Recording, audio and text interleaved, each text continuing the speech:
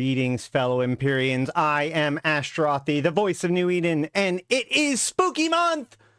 This is October 6th, YC127. This is the Eve Universe Show! This isn't even the presentation I want. Hold on.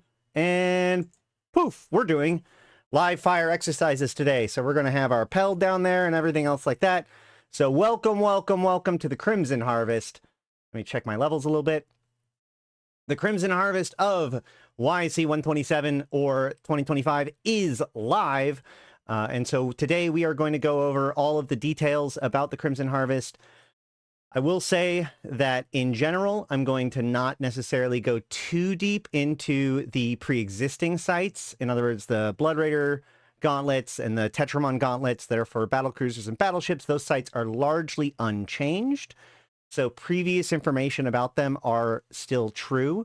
There are a couple of changes that we will be addressing. But in the meantime, the biggest one is that now the high sec sites can escalate, or like the lower tier site can escalate. It used to be only the higher tier site could escalate.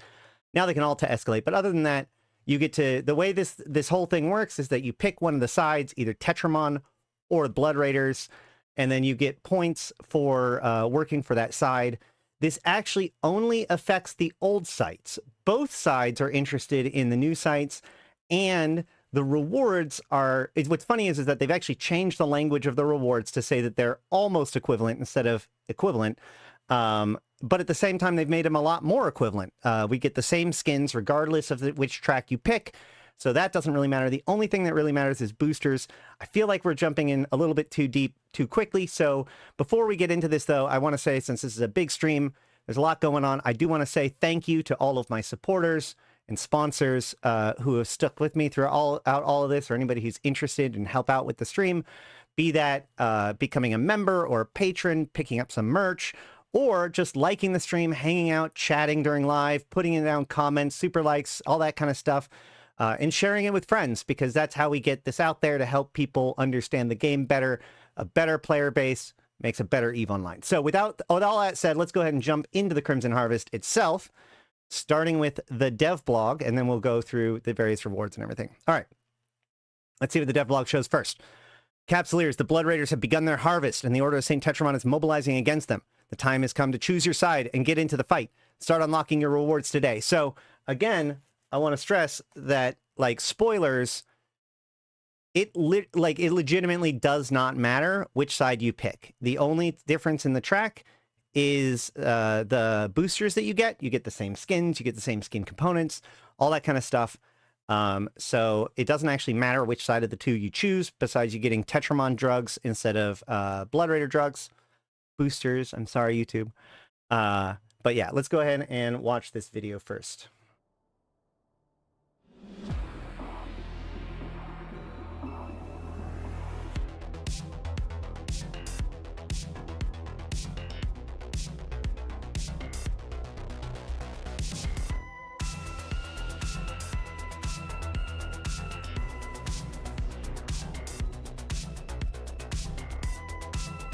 I bet you, hold on, actually, now that God damn it, I hope this isn't copyrighted. I'm going to stop the music, just in case. Fuck. Excuse me. All right, so we've got seasonal rewards. That's a big one. We do have 100 plex up for grabs on the main track. And during the final week, there will be an extension of the track. My audio is still peaking. They did, oh, that does remind me. So we have talked about this before. They have they took the Easter event bonus of 50% implants dropped, and they gave it to Blood Raiders, or the Blood Raider event. But that still didn't make a lot of people happy, because the Blood Raiders kind of were the Crimson Harvest event was the very first event that had the increased drop rate of loot as a component. And so they have brought that back. So now it has both bonuses. You have the 50% implant drop and 90% loot drop. However, the caveat here is that 90% drop rate is outside of high sec. So this doesn't actually help people who are ganking in high sec. It does theoretically help somebody who's potting people in high sec, but I mean, you know, whatever. But like what this does mean is if you're out there doing more dangerous sites or you're doing PvP in low sec, null sec, wormhole space, wherever, if you lose your ship, it actually doesn't matter if it's PvP or PvE. If you lose your ship, you will have a 90% drop rate instead of a 50% drop rate on all of the stuff in that ship. So it'll be worth recovering or looting or whatever. I'm here to find out what to even do. Well, again, okay, so if you want to do stuff as a battle cruiser or a battleship, I would recommend checking out this stuff from previous events. Any of the Crimson Harvest 2024, 2023 guides should be great. We're going to be looking at the new sites today, but there's a couple of options. But either way, let's keep going. Okay, very spooky, very spooky. Okay, great. Let's see. This year, the Crimson Harvest has something for capsulators of all experience levels, including brand new Upwell-themed sites. So that's the Frigate Destroyer one. Take on seasonal challenges, reap daily rewards, and sink your teeth into all new activities. Don't forget that in the final week, the horrors will intensify as the seasonal reward track will be extended to include a reward crate containing a Blood Raider ship blueprint. They keep not telling us what that Blood Raider ship blueprint is. I suspect it's going to be random, but we'll see. So right now we have the base track, which the big reward on the base track is going to be 100 plex, but we'll look at it closely. And then in the last week, they will extend the track so that way you're going to have to come back and keep earning points in that last week in order to get that final reward. Very similar to what they did in the Drifter Crisis, but this time they're just warning us ahead of time. It is worth noting that they show 2 Marauders here. This is a wonderful site for Marauders to work in, especially the high sec, like the big site, the gauntlets and stuff. But there is a new site, the Biocybernetic Incident Sites. And this is going to be the interesting one, especially for newer players and for people that have done it before, like Crimson Harvest, or want to just fly around in smaller ships. So Upwell's experiments with cloning technology in special biocybernetics facilities have gone terribly wrong. We will be looking into the lore of all of this too, but I want to get done with mechanics first because I know that there's a lot of people that are interested in just finding out what's going on with the Crimson Harvest. These sites require pilots to stay within a designated perimeter for a certain period of time, fighting waves of enemies and ultimately taking on an even more formidable foe.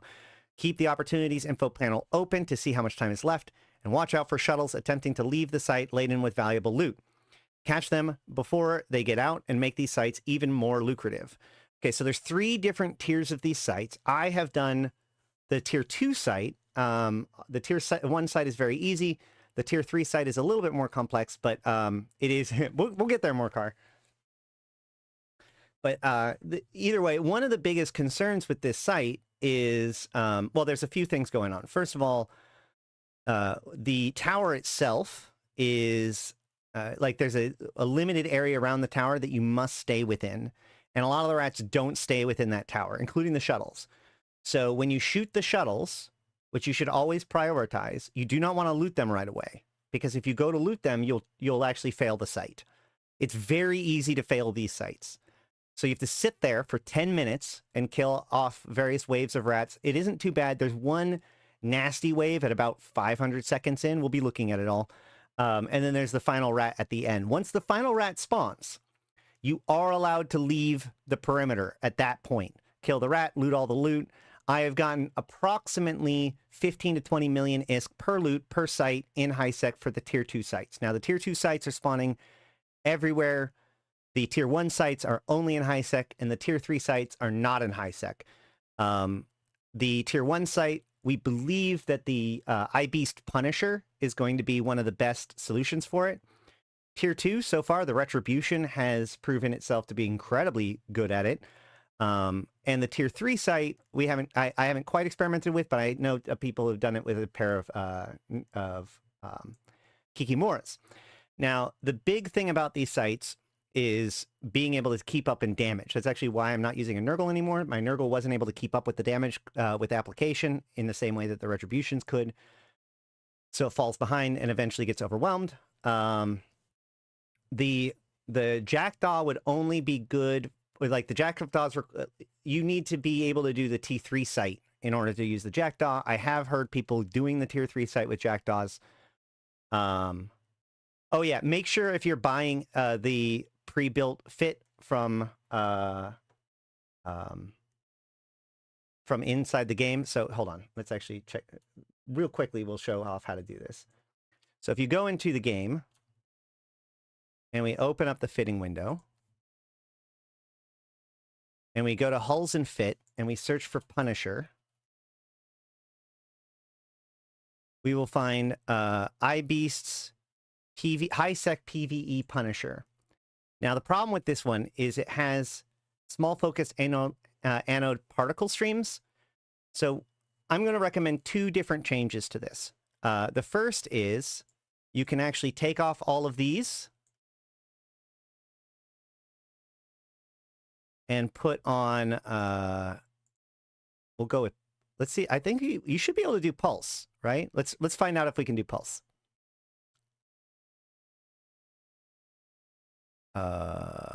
Wait, what? Hold on, where's turrets? There's turrets. There's small beam, or small pulse.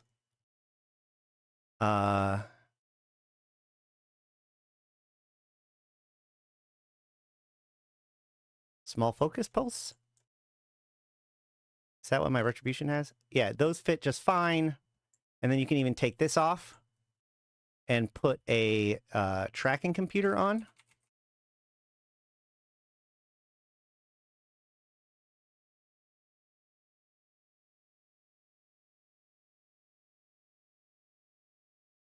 And now you can shoot. Yeah, that'll be perfect. I mean, like, this will work. You should probably carry some standard just in case. But this fit should work just fine. We can look into it. But basically, your engagements are almost 100% between 5K to 10K in these sites. So pulse will be fine.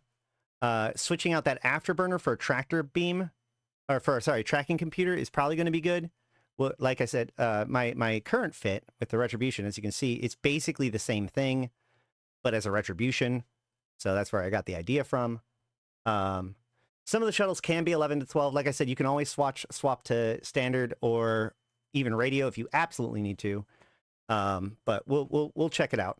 In fact, we might be able to experiment a little bit with the Punisher site when we get there. But either way, the retribution will do the T2 very swimmingly, as we'll see. But the biggest thing about failing these sites, and the biggest reason why this is a big problem, and we'll have to see whether or not this is up to date. So, you know, if you're watching this the first day of the Crimson Harvest, this is currently true. I do not know whether or not it will remain true, because it's one of those things that's a big pain in the ass. Can you put that fit in the description afterwards?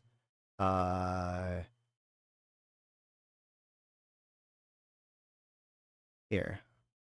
Yeah, I mean, like, I probably can. Somebody remind me afterwards, maybe, or in a little bit, because I want to be able to get to the main topics before we get too distracted. The big thing about this site, though, is if anyone else comes in after you have started it, it fails.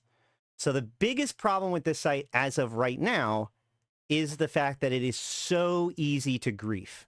It's not even a matter of racing it. As soon as the second person comes in, the entire site fails. Now, from my understanding, basically there's a small window of opportunity when you go in for it to be considered one group. So, and Thranz can confirm this on this because he's the one that experimented with it. But if both people go in at the same time, then the site tracks that as one group. And so you can go in with multiple people. Thranz can correct me if I'm wrong. I believe that basically what you do is, okay, so if the timer hasn't started, you need to get everybody into the site, and then one person, right? Only one person. You don't have multiple people going into the core.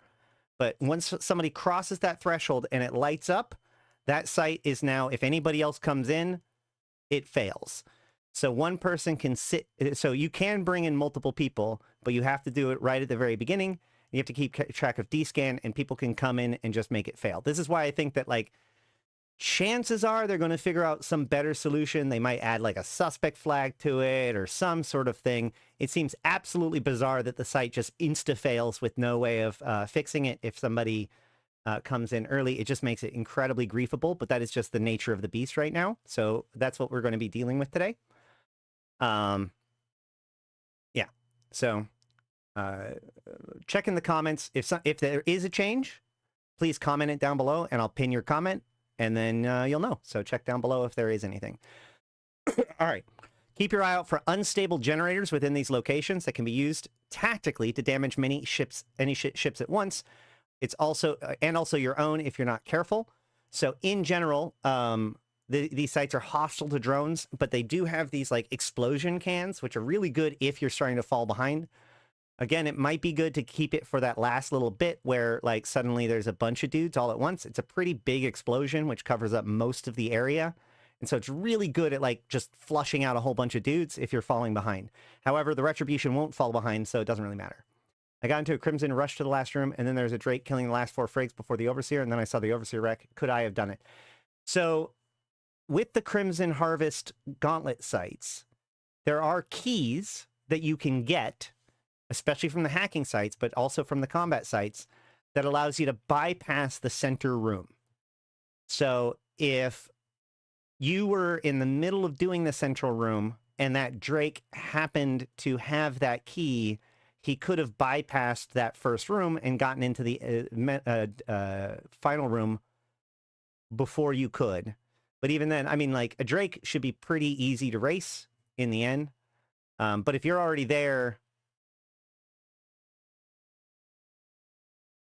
if you're on grid with the Drake, I mean, like, you should be able to race it just fine. Those sites don't fail in the same way. We're only talking about the frigate destroyer sites that fail if somebody else comes in. The standard Crimson Harvest sites are standard race to kill. The big clue here is in the Crimson Harvest side, so in the Blood Raider side, the main reward, the main reward is going to be off the boss. In the, oh, you didn't even see the Overseer? Make sure that you have irregular battleships on your overview. Just make sure you have all of the different, and you can also make sure that your show all brackets is showing on your overview. It could very well be that you just didn't see the Overseer because it wasn't, your overview wasn't set up quite right. But yeah, the Overseer is the #1 thing that matters. In the Tetramon side, though, historically, all of the rats can have the clones, and so it's worth checking all of the wrecks to make sure you don't, that there are clone pieces.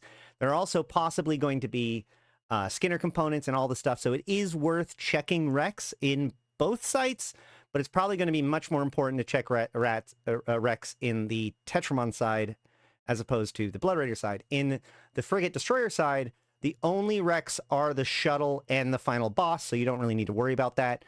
And they drop a special commodity that sells for 100,000 each. Like I said, it was about 15 to 20 million ISK per tier 2 site. Either way. Okay, so let's keep on going. The bio-cybernetic site incident sites are showing up in high sec, low sec, null sec, and wormhole space and are accessible to capsulators of all experience level. This includes rookies who can try the sites geared toward Tech 1 frigates, which is the tier 1. Once you've cut your teeth on the easiest of these sites, you can gear up and gain confidence to move up to the tier to Tech 1 destroyer or Tech 2 frigate, tier 2. Again, like, the biggest thing when it comes to these sites is just is honestly damage and application more than tank. Because if you can kill them before they can do stuff to you, great.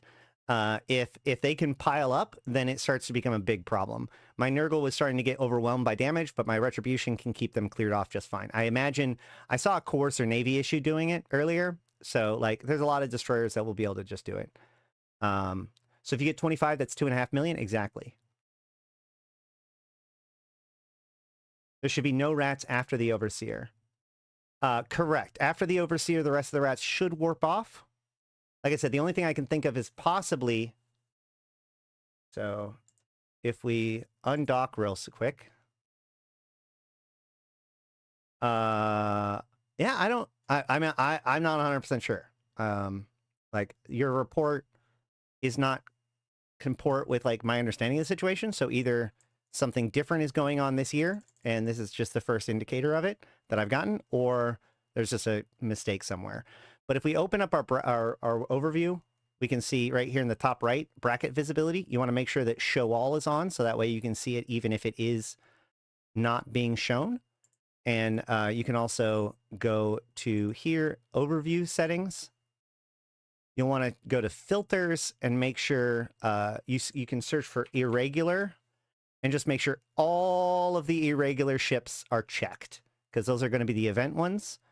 There's also a new one, which is the lightning bolt. I had the new thing in the site automatically on my overview. So I'm not sure exactly what it is. We could go back and look, but those are the explodable cans. It looks like a lightning bolt on the overview. All right. Next. The hardest of these are for Tech 3 destroyers, especially Confessors and Spitballs, following the recent ship balances in the Legion Major update. Because these incident sites are a messy situation for Upwell, they have blocked their own Edencom ships from entering them. Yeah, Edencom ships would be very, very, very strong in these sites. Blood and Order. By the way, the Tier 1 site, from my understanding, doesn't even allow pirate ships. But the Tier 2 sites does allow Navy destroyers. Because these incident sites are a messy situation. Yeah. In addition to the new biocybernetic incidents, the usual Crimson Harvest sites return, now capable of triggering escalations in nullsec, lowsec, and highsec. All the returning combat sites offer possible chance to encounters among the wreckage that may link directly to the Upwell horror unfolding across space. So we'll have to keep an eye on that to see what is all there. We will look at the Hobo leaks to see all the stuff that was added today. And they are more likely within wormholes. I guess that's the encounters among the wreckage, more in wormholes. There's also the exploration site, the hacking sites, which may encounter shuttles engulfed in flames, which will blow up. So there's like little jackpots that can be available in the hacking sites this time. Remember, the hacking sites historically have been a good place to get the keys that allow you to bypass the other one. During the Crimson Harvest, there's a 50% chance of implants dropping from capsules destroyed in PvP. In addition, starting 10th of October, so it's not right away. So in 4 days, starting in 4 days, there will be a 90% loot drop from ships destroyed in PvP everywhere except for highsec. So the 90% loot drop has not started yet. Excuse me. The daily rewards and seasonal challenge tracks are especially lucrative during this event, with large caches of skill points and stunning Deathglow Remnant skins with Plex boosters and more. For all the details, see the previous news item. There's also 2 store packs, including the Malediction Sanguinary Savant Skin, Confessor, and Damnation Sanguinary Savant Skins, which these are the same one that I'm using on my Retribution right now. So that one, and it's got really cool particle effects. Let's see, hold on.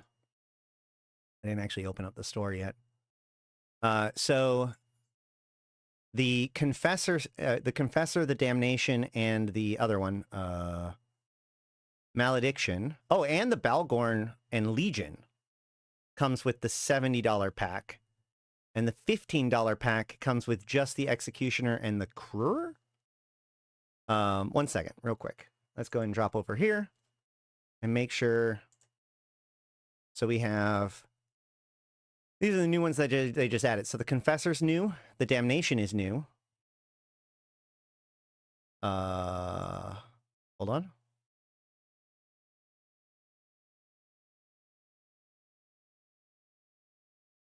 That's an Executioner.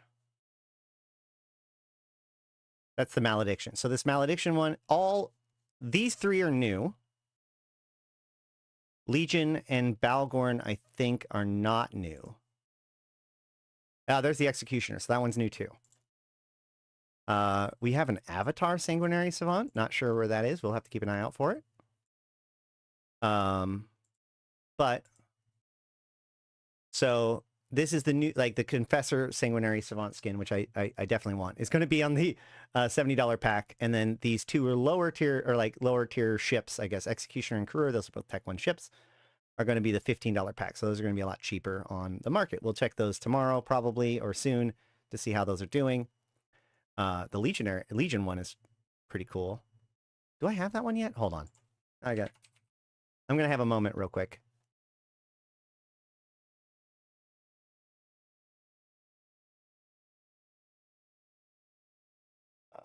Skins. I do not already have that. All right, well, that's worth keeping an eye on. One thing to note is, oh no, these skins are great. This is one of the best skins in the whole game, in my opinion. The Sanguinary Savants, because of the particle effects and everything. But that said, what is interesting to note is that we don't have any of the old Halloween skins. So the Malagran Marshlight skins, right? Like, we don't have them here. We also don't have them in the Nest store. So we might someday, or like they might add them later. But as of right now, the Sanguinary Savant skins do not appear to be available this Halloween. So that's interesting.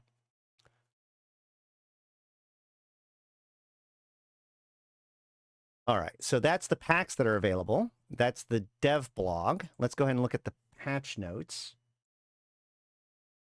Let's see, anything different in here? I think these are just going to be more of the details that we just saw. It does point out that the advanced sites for combat and hacking are still happening within the Ugidi, Angelus, and Essen constellations. So that's mostly going to be faction, like Mimitar, Amar, faction warfare area, and in Delph. Also remember that, like, the Blood Raider side, unless somebody can correct me, does drop the blank clones as a way of, like, getting the reward. Those have to be brought to Delph to be sold. So while killing Tetramon can often be worth more, there is that extra hoop to go through where you have to deal with the corpses, or the clone bodies, instead of just the effect, not the overseer effects, but whatever they call it, like the Sani Sabek overseer effects that get turned into all kinds of different places. I was hoping the item was 500k for one. 100k is pretty low. I mean, that's pretty standard. And they just make it so that more of them drop. More escalations are now obtainable from higher sites, blah, blah, blah. When this happens, a mysterious dark blood structure will appear after the site has been completed. Destroying it will lead to the escalation. So you're going to want to keep an eye out for that structure if you are doing the battlecruiser battleship site. Class 1, basic Tech 1 frigate. So yeah. Sites require pilots to stay within the designated perimeter. We're going to look at those. Keep the opportunities and info panel open to see how much time is left. We looked at that. Loot drops. We looked at that. Choose a side. No penalty for engaging both sides. 100 plex skill points, seasonal boosters, reward tracks. Daily login rewards. The 24th login is the last login. Okay, great. So let's go ahead and actually look at some of these rewards. Nope,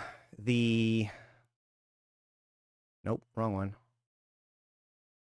Here is the daily login track for this event. It is 29 days remaining, 29 days of gifts. So you could theoretically log in every single day for the next 30 days, basically, and get a reward. However, of the 29 days, you have to log in 24 of them to get this final bonus, and then everything after that is just Skinner components and drugs. So let's go and look at this closely. We have day 1, which is the fireworks crate and 50,000 skill points for Omega. Day 2 is 5,000 skill points and the Retribution Deathglow Remnant skin. Deathglow Remnant is a fine skin. It's very associated with this event. Can I not? Yeah. It's this bloody banana skin. We're not going to look at it necessarily for each different ship, but, you know, whatever. Then the next one, day 3, is a historic Crimson Harvest skin crate. So that means a skin that has dropped in a previous event. So that's probably going to be like Tetramon and Blood Raider skins, but I'm not 100% sure on that. And day 3, we also get the NOS booster, which is one of the boosters that you get for working for the Blood Raiders. On day 4, we have a Resistance booster and 4,000 Evermarks. On day 5, we have the Jaguar Deathglow Remnant skin and the Carmine Gloss Limited skin. Is that one new? Let me double check.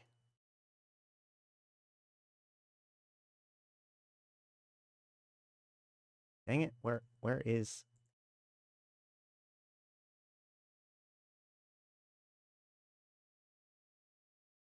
Give me a second. it is. All right, so can I get a roll in Discord? Oh, for supporter?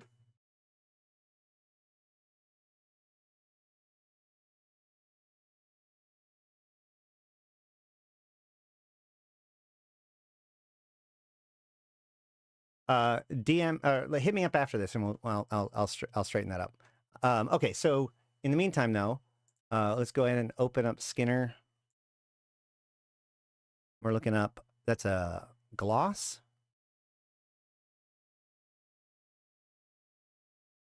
This will be a fine ship. Whatever. Do not only show owned. We want gloss.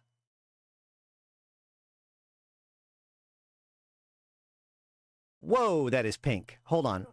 Really? Yep, my settings are right. That is very pink.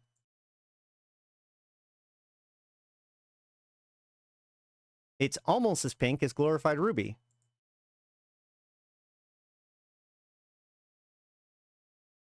I mean, whew, that is pink. Very well. Let's see, what's next? Harvest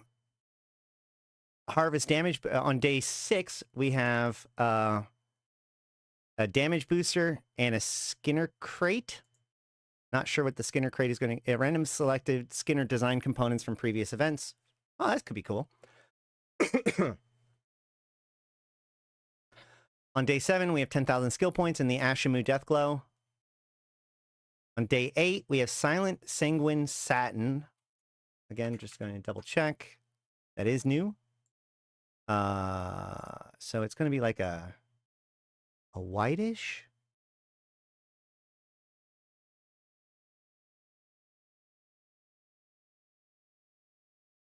Wait, is this... It's satin, not gloss.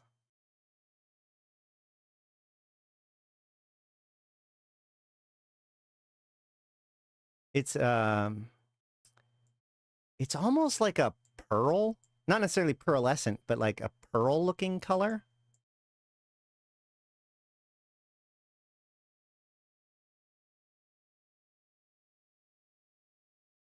Okay. And on 100,000 skill points for everybody else. It is kind of bone white, although it's got a little bit of the pink to it. It really feels close to like a pearlish color. Like almost like a rose gold, but not quite. All right, day 9 is the precision booster and some steel, hemolytic steel metallic. So we're going to go to steel, or metallic rather, and then look here. Where is it? Nope. It's kind of hard. It's kind of hard to find. What is that? Placement toggles. Oh no, antiquarian black brass. Got it. Oh, it's just overlapping stuff. Got it. There it is. Okay, I mean, like, yeah, it looks like steel. Okay, sure. Congratulations. It's a little bit shinier, more metallic steel than some of the other options. Oh, not quite as shiny as that one. So it's like a brushed steel almost. Man, what's going on with my... Hold on. Next, on day 10, we have the Webifier booster and Evermarks. On 11, we have another skin crate, historic skin crate, and capacitor booster. On day 12, we have 15,000 skill points and the Doctrine of the Dead, which, boy, does that look cool.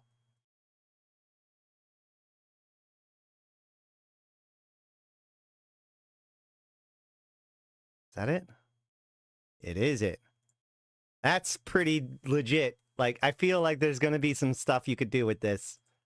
Hold on, let's, Oh, okay. I mean,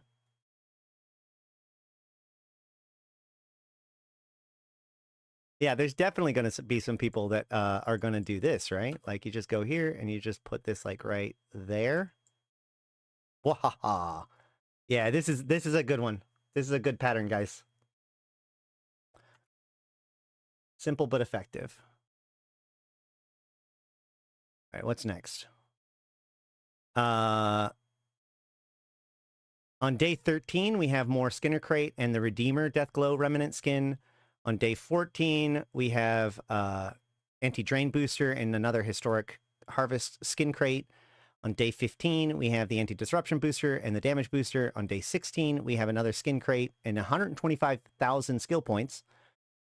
On day 17, we have 25,000 skill points and this Claret Plating Metallic Limited. There it is. Whoa. Oh, once again, it's like a pink, but like this one's like a... That is an interesting color. There's going to be a lot of people that really like this color. That's a good...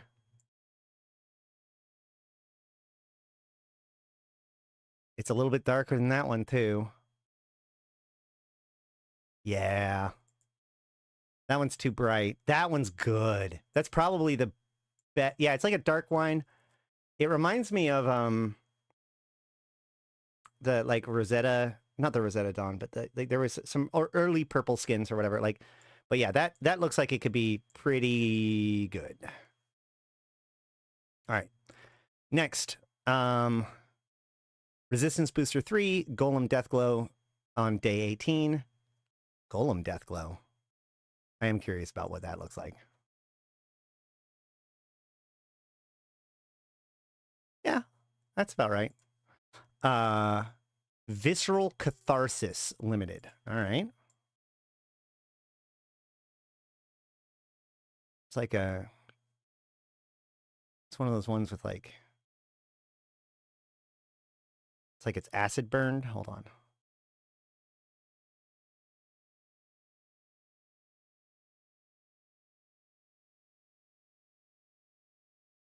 There's several of these corroded options, so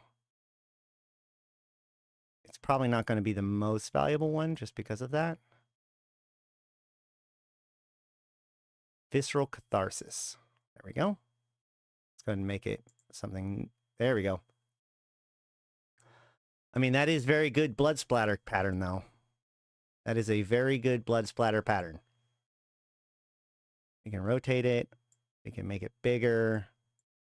We can move it backwards. I think, isn't that the same? Wait, hold on. Isn't that the pattern basically behind? Not quite. It's getting pretty close though, especially if you, we scale it down. And no. It's getting pretty close though. Nope, hold on. Moving on. So that's day 19, and we get the basic Radiant Cerebral Accelerator. On day 20, you get the T-shirt gift box, and we get Celestine Veil Satin. Okay. Let's just look it up here.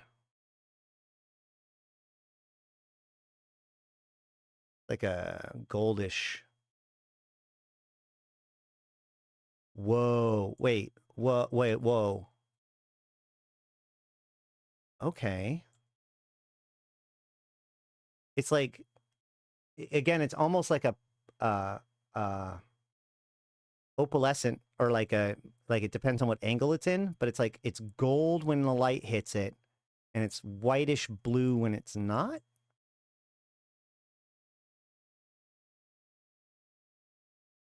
Let us change this one. What was it? It was it's a satin. That looks really solid. Yeah, it's like a blue opal. It does, yeah, it's missing quite the fiery aspect of it, but I bet you if you combined it with something else, you could make a really cool effect. Like, what if we go here and then go down to like this one?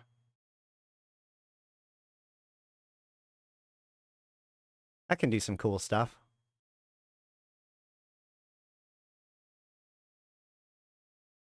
I don't know. Whatever. I'm sure the Skindustrialists will do cool stuff with it.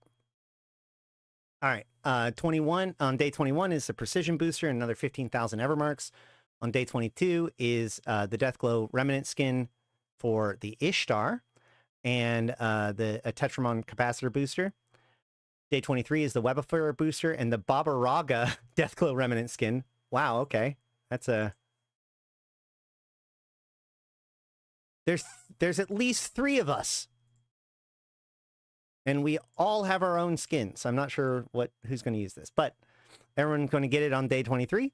And then on day 24 is the big day for 75,000 skill points for an alpha and an extra 250,000 skill points for an omega. Then after that, it's all kind of just the same stuff.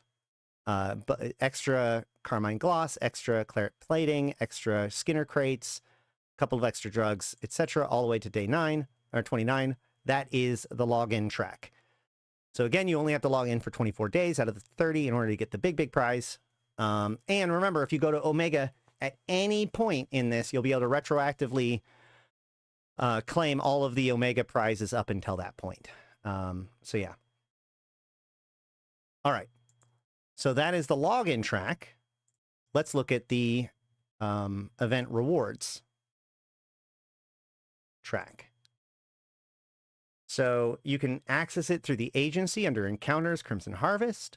And we have the, again, so this is the Blood Raider side of the reward track.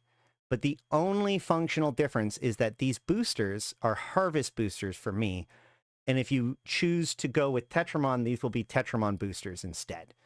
Everything else, including what skins you get and everything and Skinner components, are the exact same regardless of which side you choose. So you're going to get the Ishkar Deathglow Remnant skin, then some of that Bloom Satin Skinner component. You have 25,000 skill points, Hawk Deathglow Remnant skin, the Violet Covenant Metallic. Hold on, did we look at that one already?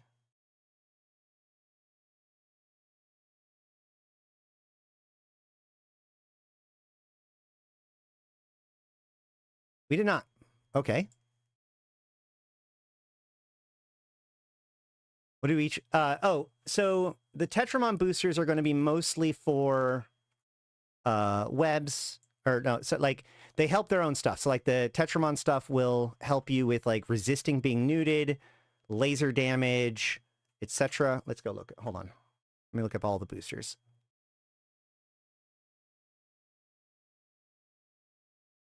No, they're not the same. They're focused on their own thing. So like Harvest are going to be Blooders and Tetramon are non-Blooders.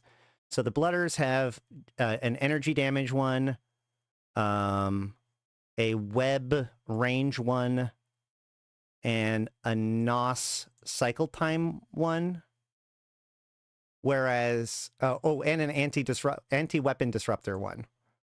Whereas the Tetramons have an anti-newt one, a capacitor booster, a resistance booster, and a tracking and optimal range booster. So they're both good, and they're both going to be used for different things, and they both, like, you can get them from running sites as well, too. So these are just, the login rewards are just one of the sources of them, and the event track rewards. All right. Oh yeah, we want to check out Violent Covenant Metallic.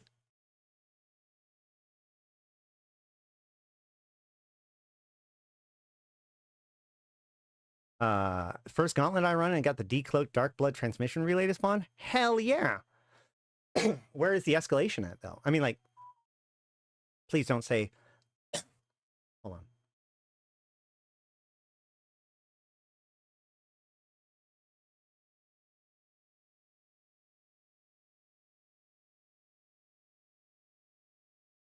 on. No escalation. Wait, you have to blow it up, though, it says. Either way, I don't... We'll look into that more later. Okay, so the Violent Covenant Metallic. That's what we're looking out for. It's like a dark, almost like a purple.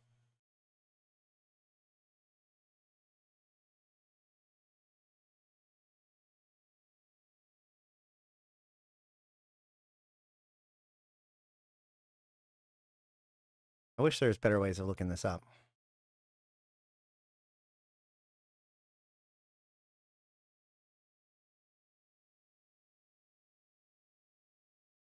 Tyrannos Zinc. Am I losing my mind? Violent Covenant. Okay. Wait. Okay, so we did look... Wait. I'm sorry. Oh, both of these are from this event. Did they both get added this event? 1 second. Claret Plating. And Violent Covenant. Yeah, okay. So they added both of these skins to this event. You get one of them from the login track, one of them from the reward track. Next is 25 Plex, about halfway through the track. Then Zealot Deathglow Remnant, Blood-Cursed Alloy Metallic. Are these... Hold on. I think all of these are new.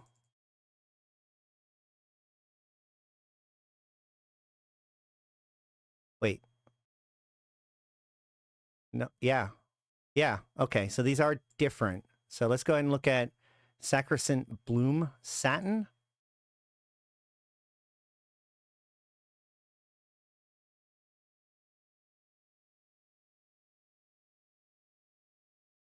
Okay, so that's a different pink. That's a very fleshy pink. And then Violent Covenant Metallic is the one we just checked out. And then Blood Curse Alloy Metallic, right?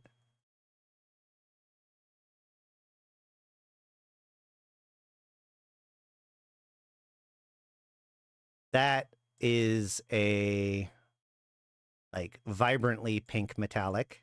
Okay, okay, okay. Okay, so it always spawns, but there's a chance of the escalation.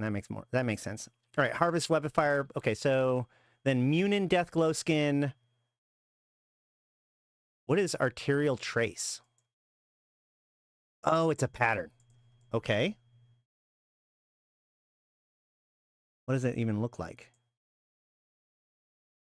Wait, it's like a little knot or something.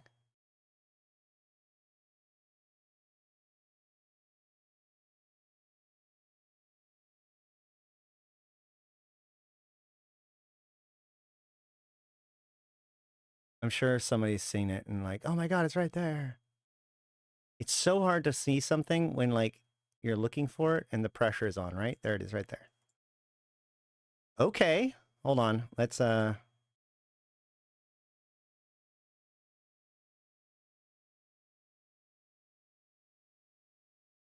actually looks really interesting.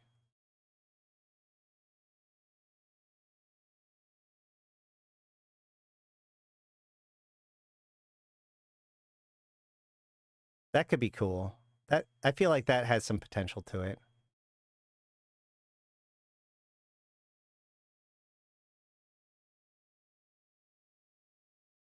That's cool. In the past, there are no rats in the hacking sites. I do not believe that there's going to be anything to tank in the hacking sites. It doesn't sound like those shuttles are designed to do damage.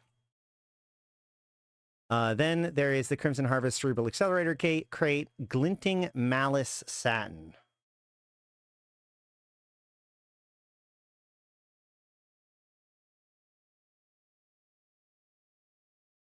Which looks like a tealish color, like a reflective nature to it.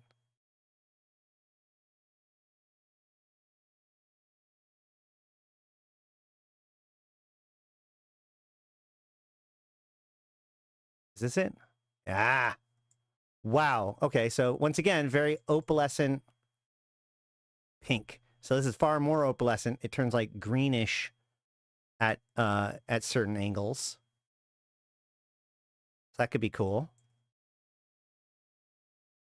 And then Varger Deathglow skin, and then 75 Plex. And then, like I said, on the last week, this will be extended. So that way they'll add like another 100 points or whatever it is. And then at the end of that will be the Blood Raider site. Okay, so those are the different rewards, and the tasks are either go into one of the combat sites, which again, depending on which side you choose, will be which one of the two that you're going to need to go to, either Tetramon or Blood Raider. Do the hacking sites, which once again, those are going to be also depending on which side you choose, Blood Raider or Tetramon. But the biocybernetic incident do not require, can be done either point. Yeah, progress over 900 points won't count, right? Correct.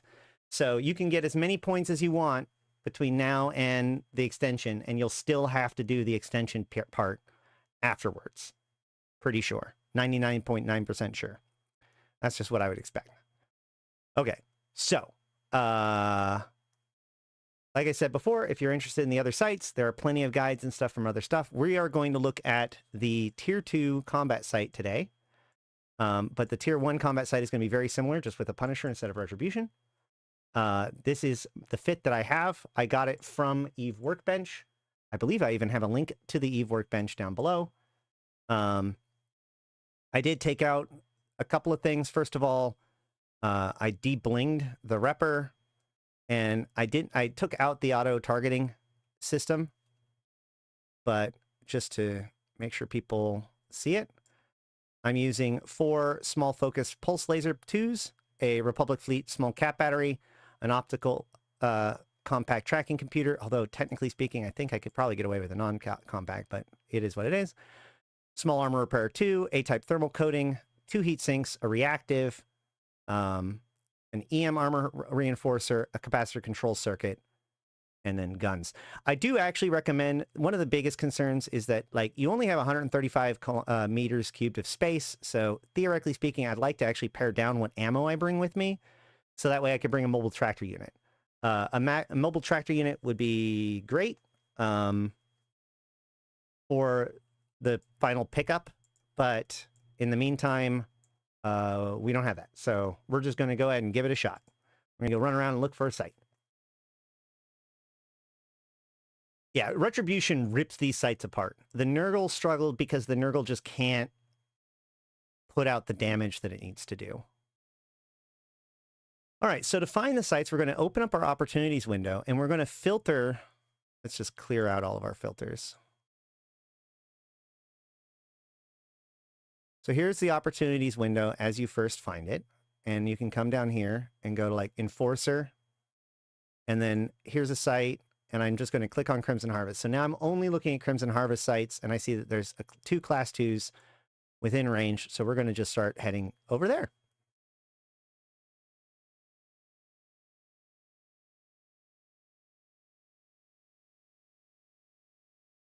I have no implant. Oh, we have not talked about the lore yet. No.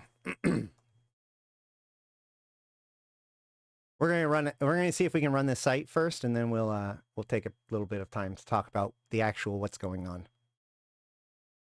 on. So my resistance profile is 73% EM, 70 thermal, 69 nice kinetic, and 83 explosive. They do like all kinds of different damage, but the vast majority of actual damage that's done is going to be EM. You'll see that even though I have a fairly strong EM resistance, like setup, when my reactive armor hardener gets to work, it will probably switch to almost exclusively EM. No, we can't worm in the low level sites, unfortunately. I was really thinking that the low level sites was going to be the big one. So I'm going to do a D-scan to make sure there's nobody inside, because if there is somebody inside, remember, I would just ruin the site for both of us by going in.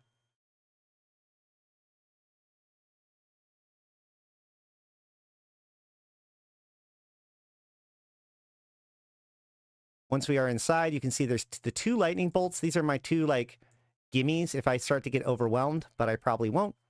I just approach the central tower. Once I approach the central tower and cross this threshold, that's when the game starts. Actually, let me switch to this one real quick for now. That way you can see over here, there is information about the site. And then once I cross through here, it starts to tick 600 seconds. For those of you who haven't paid attention, that's 10 minutes.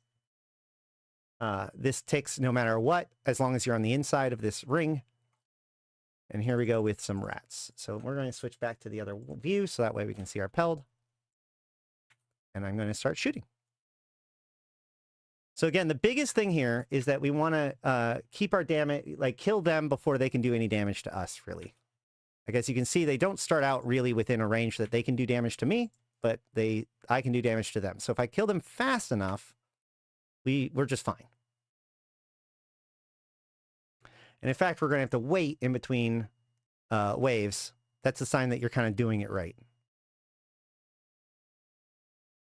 Because it does escalate towards the very end. The last 2 waves or so are pretty nasty. There is Garmers that do spawn. The Garmers do different E-War, depending on what they are. I just have been prioritizing Garmers #1, but like there is newts. So obviously the newts are going to be the biggest thing. The web is not as important. The shuttle, when it spawns, needs to be prioritized because I don't even know how long it lasts before it leaves. You don't want to find out. You just want to kill those because that's where the loot is. Each one of them are worth about $1.5 million of loot in the tier 2 site.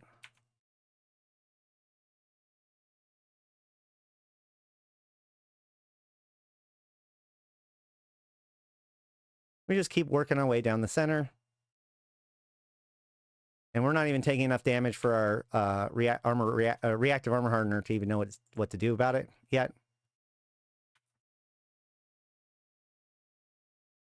One of the biggest things is just make sure that as you're locking, you keep an eye on your speed, because you might accidentally like double click on something and so like start heading towards it, and that could cause disaster if you move outside of the radius.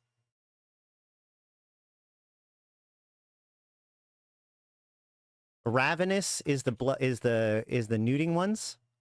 So if you have a fear of newts, you're going to want to prioritize those. But like for the most part, as you can see, I'm so not overwhelmed by anything that it almost doesn't matter that I'm being neuted, and they die really quick anyways.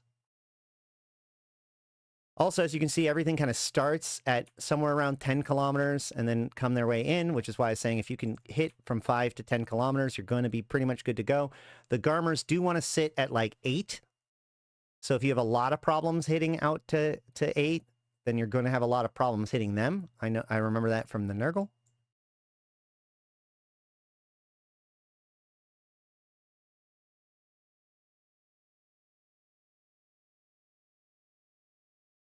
Yeah, the shuttle can also have skins and boosters.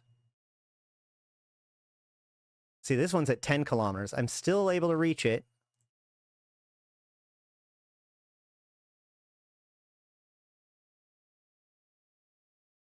But you might, like I said, you'll want to be able to swap to like X-ray or standard really quick. This is the bio site, yeah. This is the tier 2, the class 2 bio, whatever site. And so once you get in, you have to kill 20 ventures to get points, which I'm about to do. So you got to click to claim your reward. I got my 10 points. And now I have to wait for the final boss to show up, which will be, so we're at 230 seconds out of 600 seconds. So we're not even halfway done with the site yet. I'm just going to switch to standard really quick and then blap him. That's not standard. That's infrared. Probably should have just stuck with Scorp. Or Conflag, rather.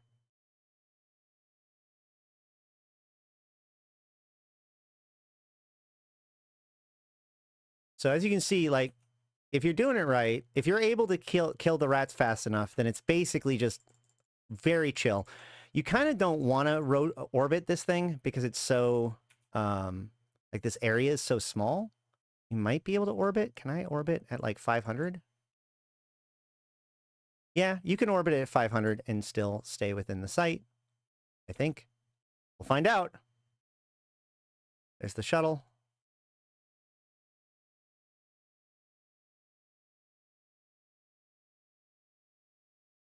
Okay, you can see that, like, this is about the point where you would start to be overwhelmed if you are to be overwhelmed. I'm at the halfway point right now.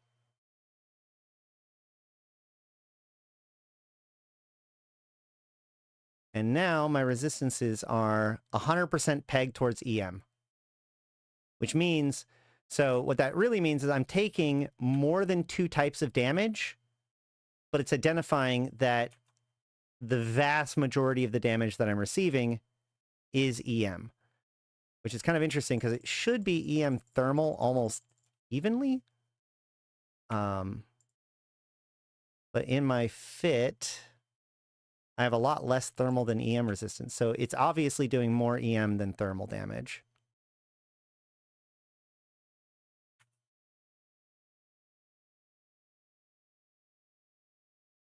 And the Garmers are the ones that are going to be doing like weird types of damage too.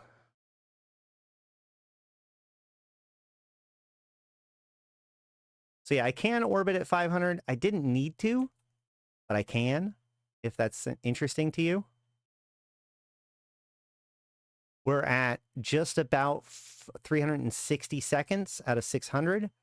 The main nasty wave, if I remember correctly, happens at about 500 seconds.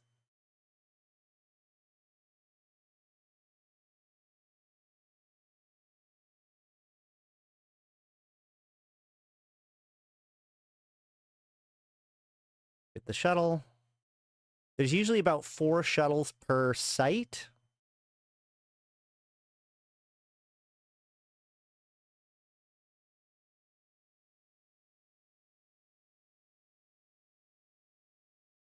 Otherwise, we just keep clearing them up.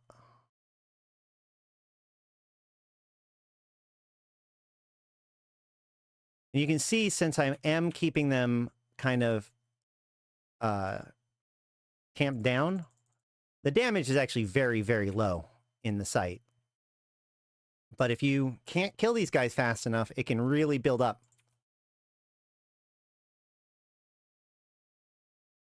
That's why damage and projection and tracking are going to be your #1 priority.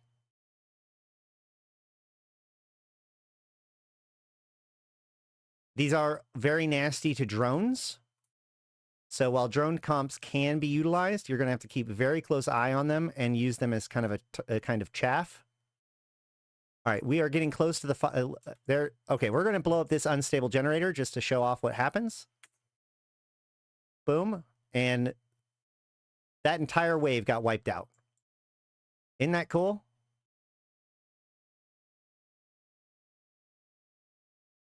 We are coming up to the 500-second mark, where we should get the Orthrus. There's the Orthrus. It's at 475 seconds.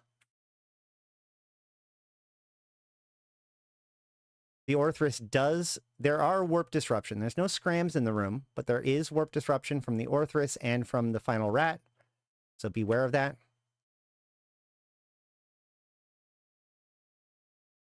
Let's just kill this one.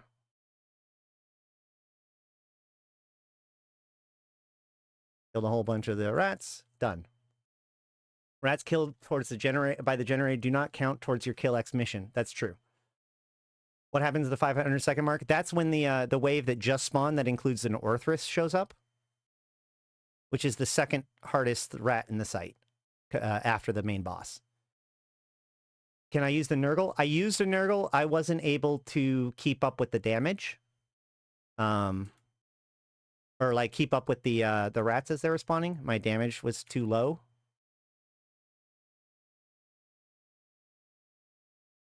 Kiki's probably would honestly be better. But like the Retribution does really good. I think the Wolf, most of the assault frigates will do great. And you probably can set up a Nurgle for it. It's just the base setup that I had. I also took off the damage, the entropic radiation sink on it. So we're coming up on the 600-second mark, which is going to be the end of the site. So 30 seconds left.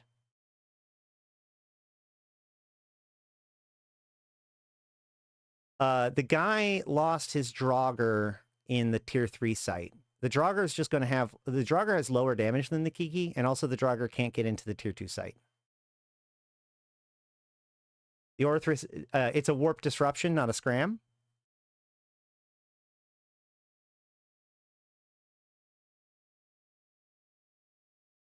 And there's 600 seconds. There's the squall. It spawns by itself. Once that spawns, you can leave the radius. So as you can see, like the squall will try to get away from you. So don't try to just stay here and fire at the squall. It will try to get away and get outside of your range. So just go ahead and approach it. You're going to have to loot it anyways. I try to loot these wrecks as I like go past it. The main loot is going to be these cybernetic neural lattices, with jackpot loot being skins and drugs, including these Chemeltech drugs, which are going to be different than the other reward boosters that we've been getting. So we'll look at those. So there's the Squall dead, and I can claim that reward. There we go. So I got a 1 Carmine Gloss Limited and the Astero Deathglow, and basically 14 million worth of the doodads. So then I switch over to here, and we start looting the other wrecks. So the main loot, so that is it. Like that is this is the basic site. It is the same as it scales up. The higher levels, like the lower tier site. Yes, we do, Thrans. This is going to be our transition to talking about what's actually happening. So,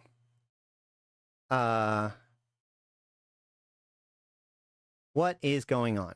These items are the big MacGuffin of the whole thing. It says Upwell cybernetic technology pioneered by Dr. Rudolph Huang is a fragment of cybernetic neural lattice designed to regulate communications between biological systems and machine-like augmentations. Close inspection reveals signs of failure. If installed into a clone, the result would have likely been catastrophic. So we have this this Dr. Rudolph Huang, okay? And you can see in these other there's maybe 1 million to 2 million worth of those in these different wrecks. But there can be jackpots in these wrecks too, in the form of like Skinner components and stuff, but that's all of them for this one. So let's go ahead and jump into what's actually going on.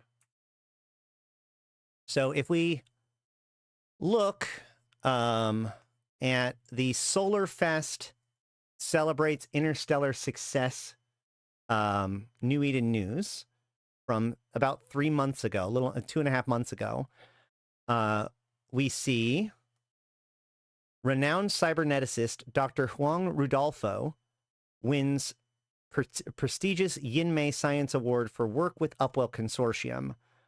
And then immediately, or like shortly thereafter, during the Vanguard Clash with Mordu's Legion Planetside event, which was a little under a month ago, we see Dr. Huang Rudolfo presents groundbreaking vision for future of security AI integration.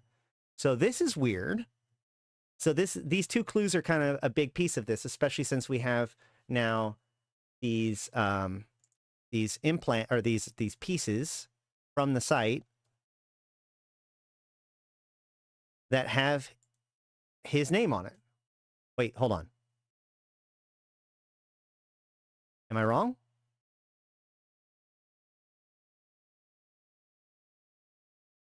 They fucked up the name? Wait.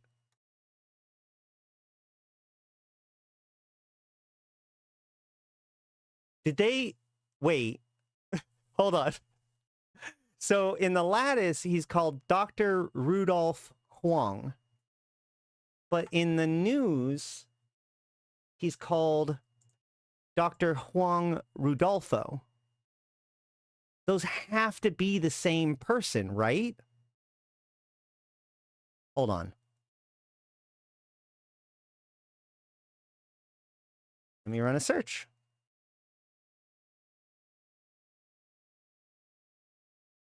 I mean, it still pulls up the same thing just because of the way that it searches for things. That's fucking funny. All right, well, Dr. Rudolph Huang or Dr. Huang Rodolfo, either way, he appears to be working with Upwell to augment Upwell's cloning systems involving security AI interaction or integration. And that has gone horribly, horribly wrong. Drone and implant overhaul for the winter expansion foreshadowing? Maybe. It's not that. Also, by the way, I did do the interview. As a side note, I did have an interview with Raicio Typho. I just need to edit that up and get it ready to go. We did it over the weekend, just off the side. It was a fun conversation. We'll have that ready. What's that? Linking AI to clone bodies is a bad idea. I wonder if, so like the whole thing is that, like the Deathless has been using the Warden to hack, to decrypt the infomorphs that were developed by Upwell for their own clone systems, right? And this is a new development. So back in, you know, when was this? Back when, I don't even remember when, during Solstice and Equinox, we started getting this information about the different methods of cloning that Upwell was working on, right? So we have here, we have the transneural burning scan, which is the traditional capsuleer method. And you can see it's been not cleared. It's not acceptable. It's too expensive, too much bandwidth, too clunky. Then we have imprint conversion, which is closer to the old Dust 514 system as it was described. And this one is also not cleared and evaluated by these people. And then finally, we have this method, which is the nanoheuristic echo presented by Mortis Legion. So like, I remember there was some connection to these different things. I believe this was the Vanguard method of, not the Vanguard, the Valkyrie method of cloning, where basically, rather than interface with the brain itself, as it were, it effectively just injects a bunch of nanomachines that hijack the entire nervous system and puppets the body through this lace webbing. And this is the method that Upwell has developed.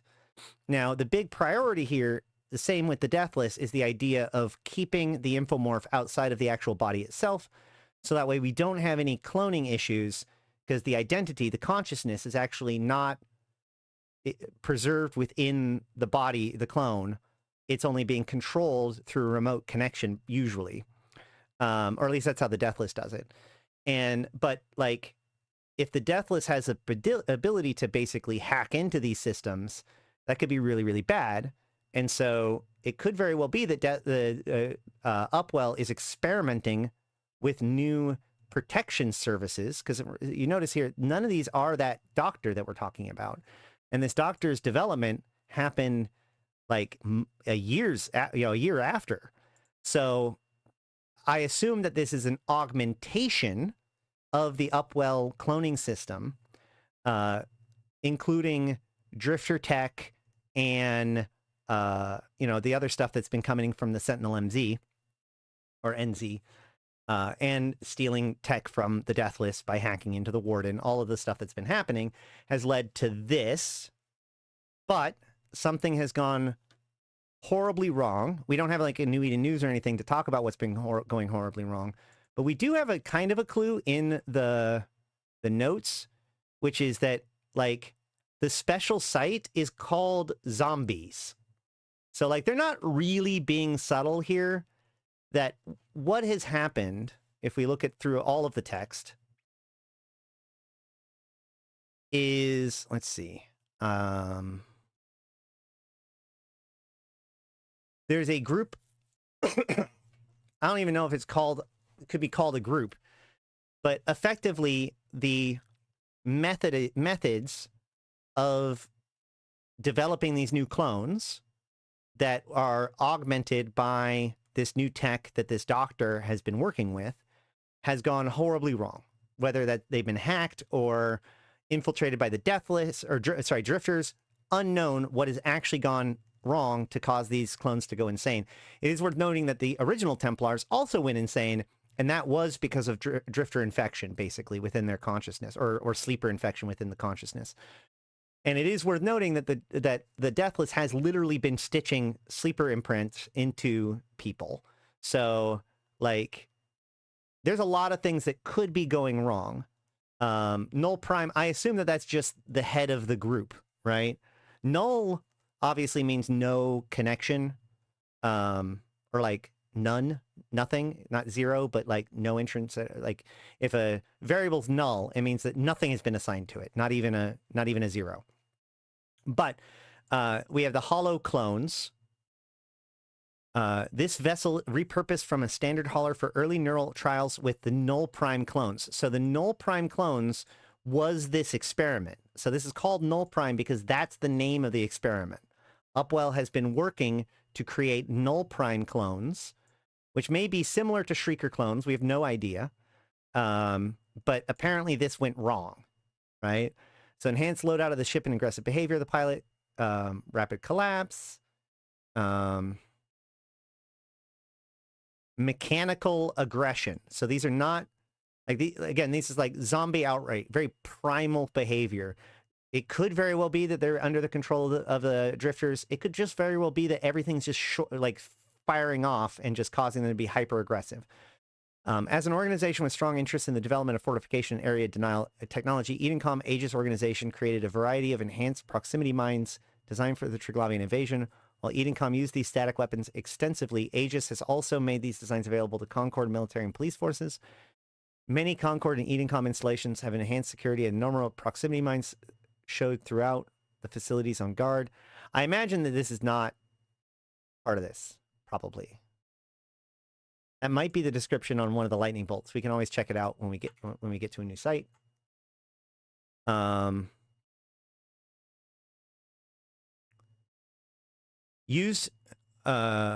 used to calibrate and control newly developed work clones, this structure is now dangerously unstable. Close proximity to it is strongly discouraged, as it will trigger unpredictable responses from nearby clones. That's the tower.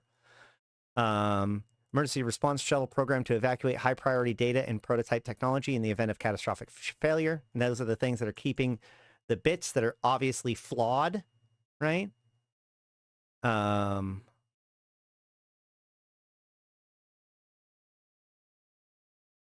There's the escalation stuff.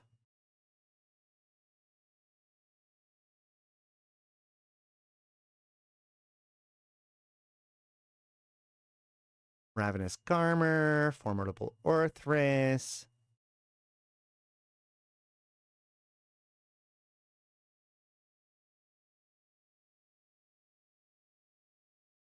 Boosters. We got through all that.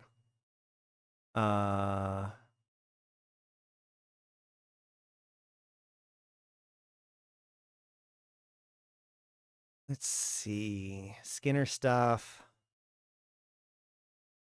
There is a Bargus out there, which is spooky. The avalanche was destroyed from within.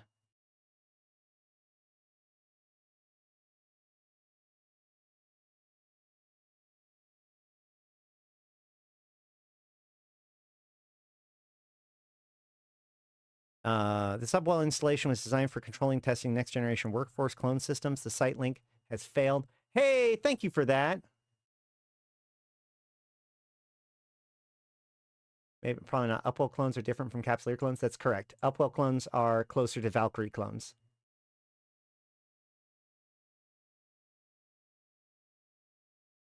Okay. This facility conducted trials and experiment clone enhancement protocols. Contact was lost during a security system convergence cycle. Reports suggest unusual behavior and rogue assets throughout the site. Engagement at close quarters is likely, so proceed with caution. The site is suitable for experienced capsuleers. The site link has failed and anomalous readings persist.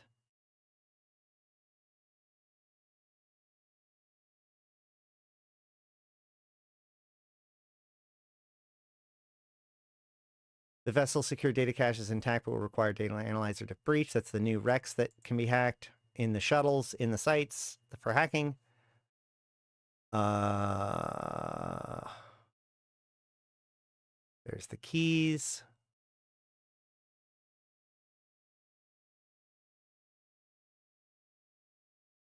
Descriptions of the Order of St. Tetramon Blood Harvest or Crimson Harvest.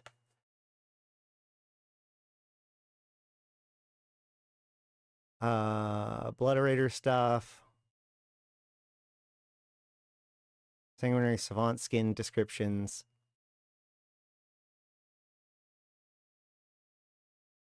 We have the new Azdaja extirpated skins, which I don't know how to get those. And Shatter Paradigm skins, we don't know how to get those. All right, that's it. I think that's basically what we've got. So as far as this site goes, we hope to get, like new news or whatever about it for more information about what's going on. But it looks to me like the Upwell is attempting to protect themselves or to augment their cloning using information that they got from the Drifters and from the Deathless, and it has led to this madness outbreak that basically these clones become out of control, very hostile, zombie-like, and we're cleaning them up. So that is basically the Crimson Harvest right now. Am I missing anything? Have we missed anything? There is some, what's going on with the rocks behind the ruined station? What? What do you mean?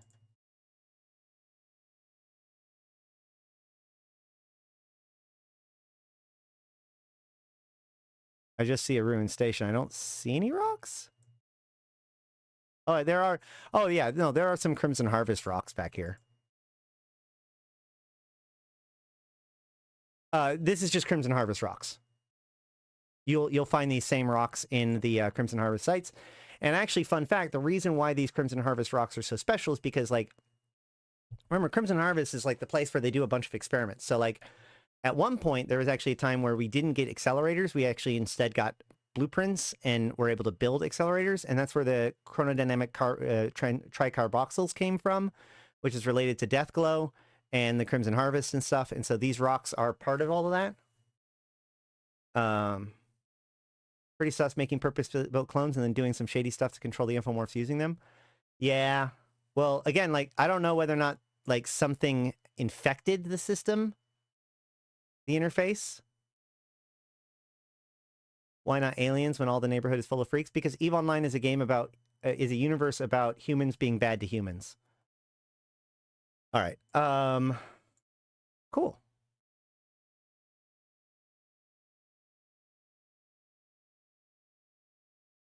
Let's go ahead and look into the history of the Crimson Harvest. The Crimson Harvest began back in like 2016. But here is the scope video from 9 years ago. This was the first Crimson Harvest. I think actually this is... Hold on. Yeah. This is not the first year, but this is one of the more triggering ones. Has your skin got an undertint? No?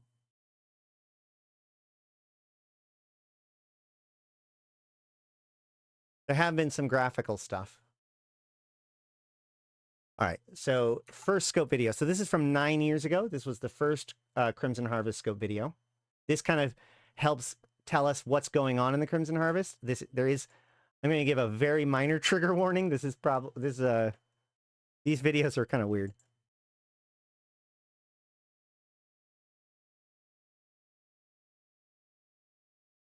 Viewer discretion is advised. Did they even say that?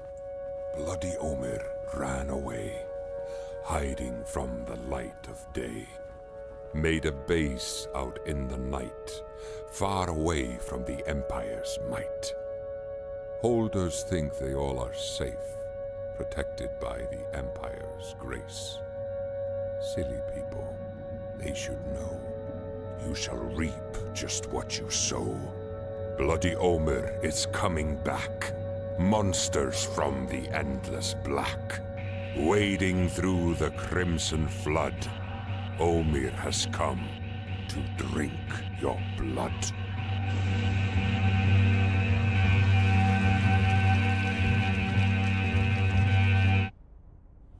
Yeah, a little weird. Clearly made to ignite terror, it is confirmed that Omer Sarakusa is the person seen in this disturbing Blood Raiders broadcast.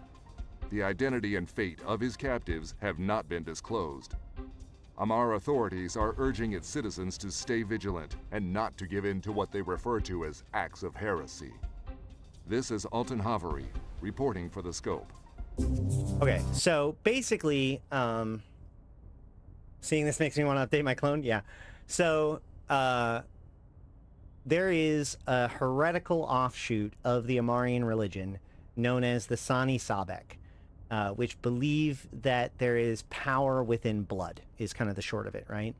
And so these Sani Sabek cults have existed near and within the Amar Empire for a long time. In fact, one of the four ancient races, the Amarian one, whose name is the Takmal, actually ended up being like an Amarian offshoot, which is kind of the source of this heresy, the Sani Sabek religion. And while these cults have been historically very separated, in more recent years, there's this guy named Omer who has been unifying the cults together into a single force known as the Blood Raider Covenant. So not all Sani Sabek are members of the Blood Raiders, but the Blood Raiders are like the most organized of the Sani Sabek followers, right? So that's the history of the Blood Raiders. And again, like the Sani Sabek believe that there is power, spiritual, religious, magical almost power within blood, with the pure blood being better. So we're talking about, they used to do children, but now clones become like one of the more interesting things for Blood Raiders. And so the idea is that once per year, they have this great harvest where they go out and just harvest a bunch of blood for their rituals by raiding all over the place. And so that is the Crimson Harvest. Okay? So that's all this is. This was an introduction of the concept. Now, later on, we see an organized effort by the Amar to rise up, to resist these ongoing, repeated Crimson Harvests. Originally, it was this Sorum group, but eventually the Order of St. Tetramon take on the mantle of fighting back against the Blood Raiders. And so since then, we've been able to have the choice between siding with the Tetramon or siding with the Blood Raiders during these events. So this is the scope from last year about it. Again, kind of gruesome, but... The Blood Raiders launched their infamous Crimson Harvest last week, plunging New Eden into a season of bloodshed and terror. Led by the deranged Omer Sarakusa, the Blood Raiders are known for their brutal raids and cult-like devotion. To mark the first feast of the harvest, Bloody Omer delivered a chilling broadcast to his followers, reveling in the blood of the Crimson Harvest's first victims. Travelers, on the road to life and power eternal, hear me. The corrupt herd priests of the false faith claim deception is a grave sin. In this, as so often they twist the truth. Self-deceit is the real sin of this life. Do not turn away from your true nature. Live it. Act it. Those who hide their dependency on the immortals of New Eden may well cower like cattle. For we shall ever be the predators.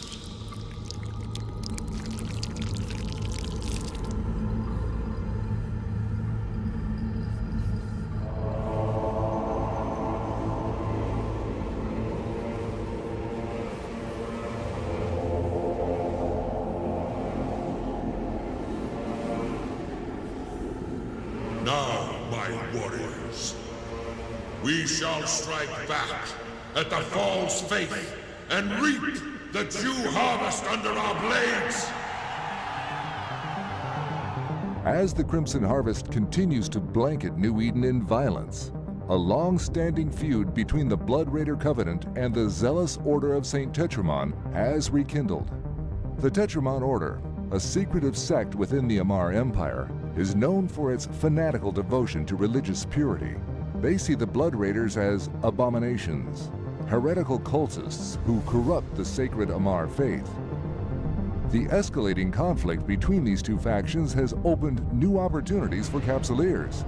As the Tetramon Order and Blood Raiders deploy forward bases and hidden strongholds across New Eden, many Capsuleers have taken advantage of the chaos, striking at these outposts for their own gain. Forward operating bases, defended by each faction's forces, offer valuable loot for those daring enough to attack, while hacking sites scattered across the cluster present Capsuleers with lucrative data and resources to exploit.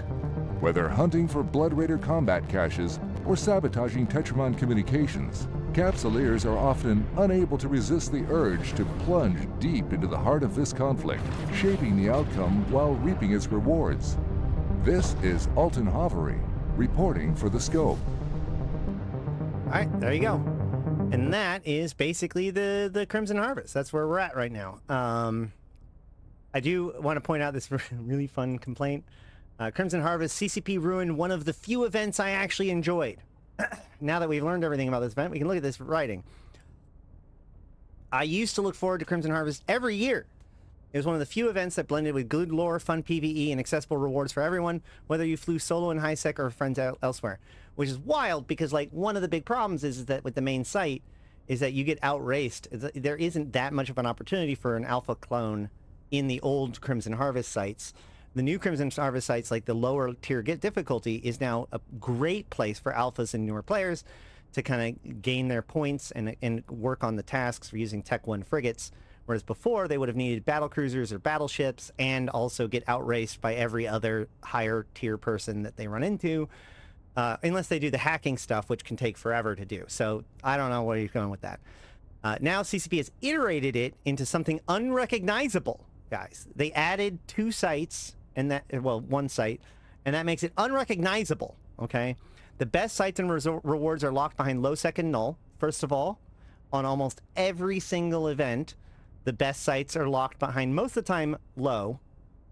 So this is crazy. Like, the best sites were also locked within low and null last year, too.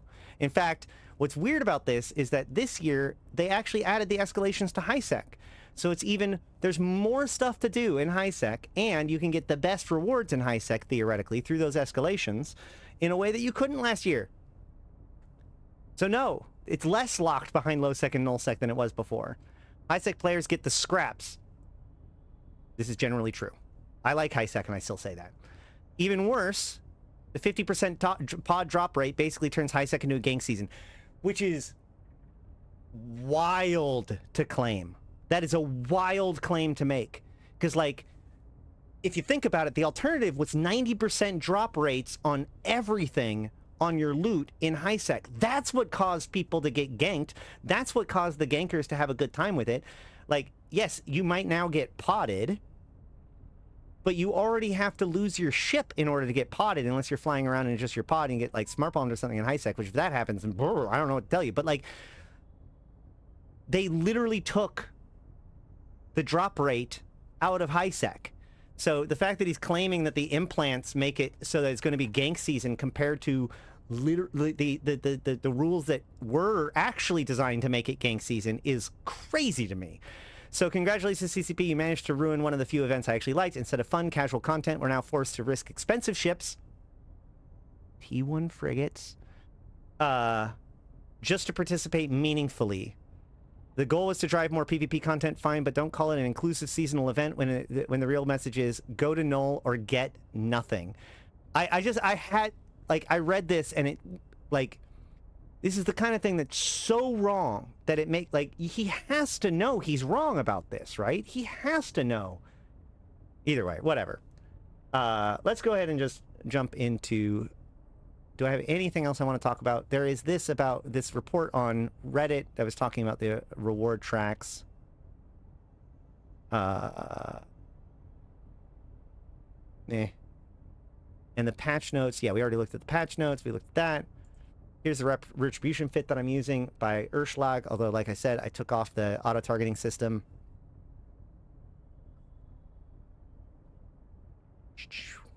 All right, yep, that's it. So let's go ahead and just keep on. Let's run a site or two and then wrap things up. If you guys have any questions, now's a good time to ask. Let's see what kind of luck we can get into. So the very first thing I'm going to do is open up my opportunities to see whether or not... Oh, there is a class 2 bio site right within one jump of me. There's actually three. Oh, wow, there's 2 of them over there. I'm going to go there first. Actually, there's 2 in that system too. Holy shit. Hold on. Can't decide, can't decide. Written from someone who does everything not to risk ships and avoids PvP at all. But it's like not even correct on his own arguments. Did CCP mess up Dr. Rudolph's name? I think probably. Let's hope that they fix the text of that. ISEC is the least safe part of the space in the game. It really depends on how you define your safety.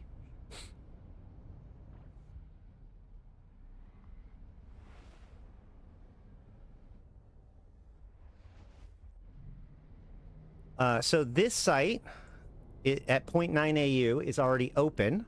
So that one's already done, started. So I'm going to warp to the other one. Because when you warp to it, it appears on the overview. So that's a good way to check to see if one of them started already. Is if it's not on the overview, then that means no one has warped to it yet. So that's a fresh site. So now we're going to go into this one and not ruin the other one for him.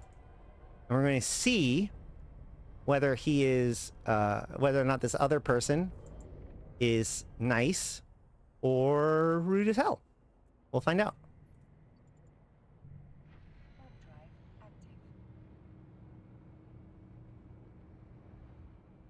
So yeah, if you can figure out a way to like empty out most of your cargo space and still get like a mobile tractor unit in here, that would be great.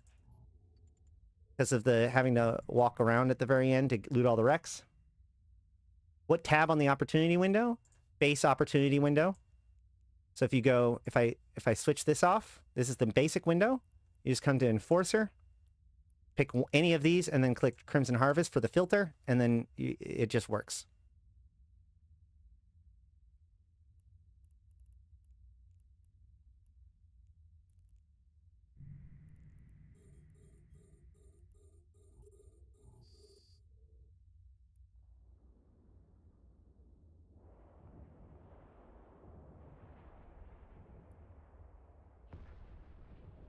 Synapse Harmonizer?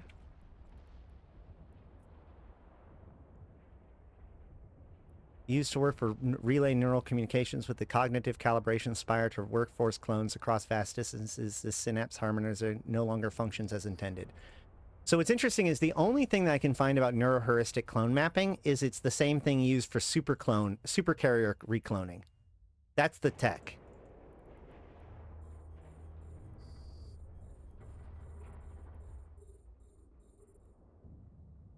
Set it to list instead of icons. Oh yeah, you can do that too. You open it up, you can go here, you can hit this, and it just shows a list of them. Oh, there's the shuttle. Don't want to miss that.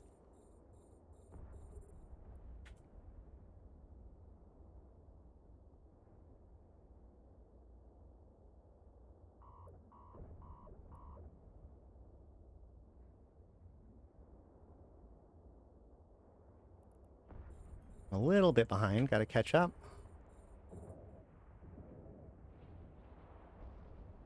I bet you having a script would probably be better, but I don't actually know which script would be better. I seem to be hitting just fine, so unscripted has been fine. It's like they're really close, so most of these guys don't actually like need range. Some of them do. So swapping to range might be useful, but the cycle is so slow and you're killing things so fast.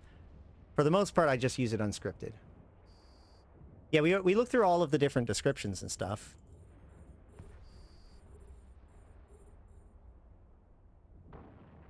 Yes, and like, I was getting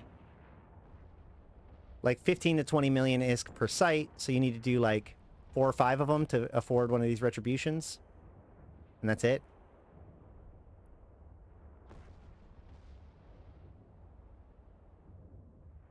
You're getting 30 million from Tetramon? Well, yeah, those are, oh yeah, we're going to do the combat, like the battlecruiser site, probably another time.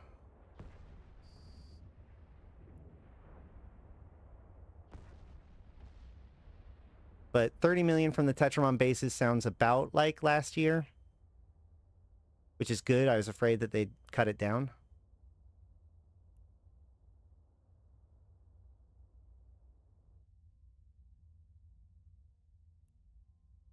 Now, I believe Thrans and them did a tier 3 site with dual Kikis. Damn, I just recorded it? You did what? Wait, what?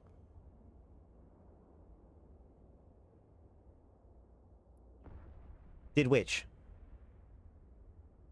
Oh, you did the tier 3?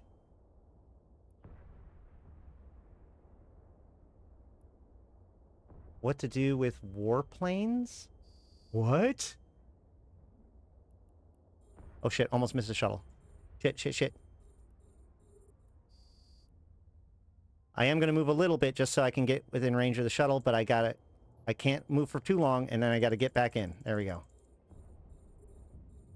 2 times Kiki and 1 green circle and 1 on the outside. War clones. War clone blanks need to be taken to Delve, NPC Delve, to turn into the Blood Raiders.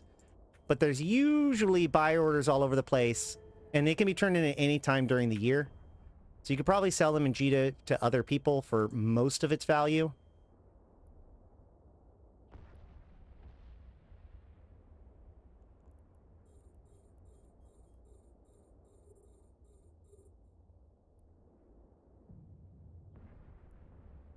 A Camel Tech? What is a Camel Tech?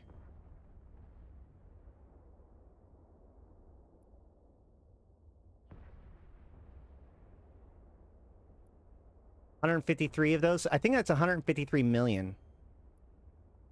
But wait, hold on. Which site did you do? I don't know how to pronounce your name.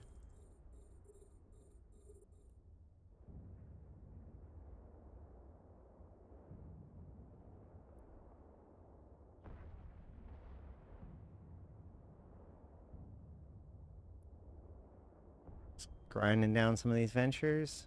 I'm at 300 seconds, so we're halfway done. This is when I think last time we blew up one of these unstable generators in order to clear them out, but as you can see, that was largely unnecessary.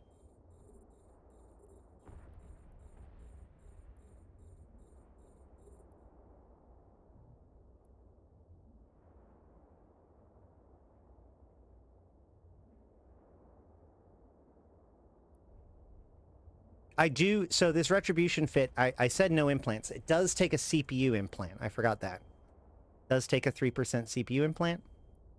You could probably get away with it by compacting like the Afterburner or something. I'm not 100% sure.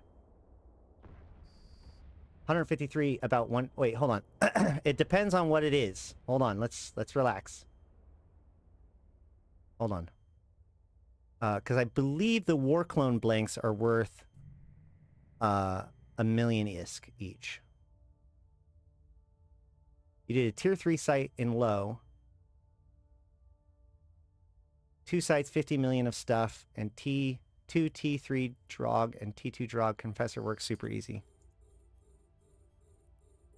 What is a T3 Drog? Our retrofit does not need an implant with max fitting. That's fair.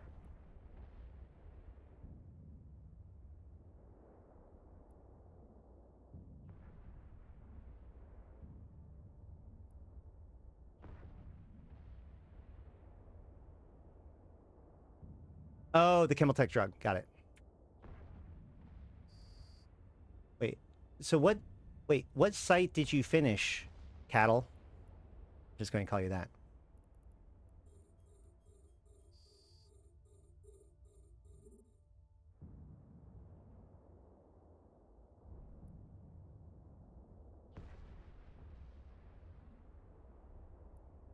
The Chemeltrek drugs look pretty cool. These are new. This one is a mining booster, and this is a repair booster. Oh, was it? He said T3?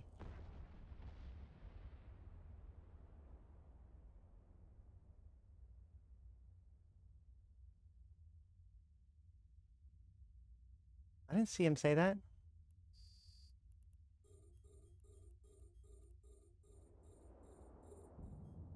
Am I missing a message?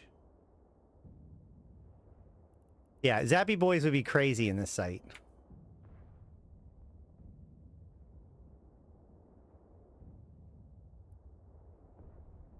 Yeah, the drugs will last until January. Yeah, somebody else said T3. Oh boy, okay. Well, let's go ahead and blow up one of these cans. Just to make this a little bit more reasonable. Kill about half of them. Shit, why am I moving? Stop moving, stop moving, stop moving, stop moving, stop moving.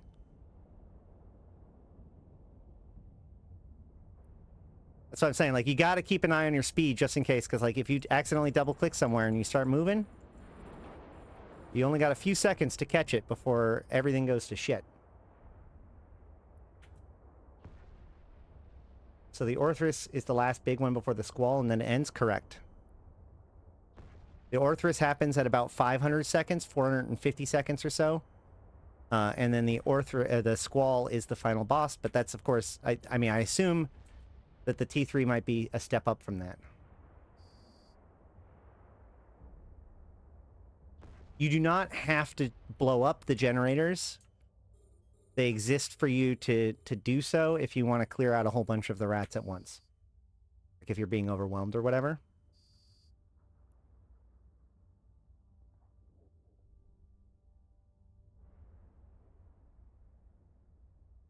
Mecha Ball. Ah.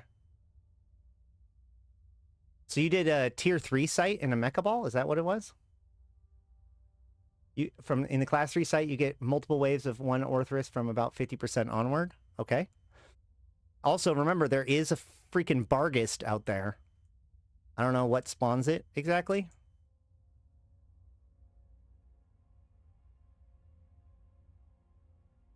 I've got 20 seconds to the end.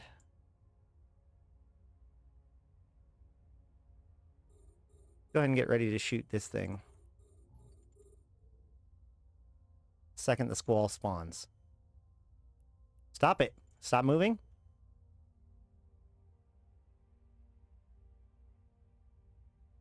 It's about to spawn. Sight's over. Shoot it. Did not hurt the Squall. All right, fair enough. Ah! Am I out of fucking my ammo?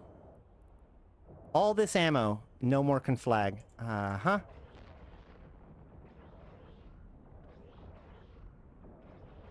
Argus spawns from the Tetramon side quest in room 2. Gah, that makes more sense. Kind of.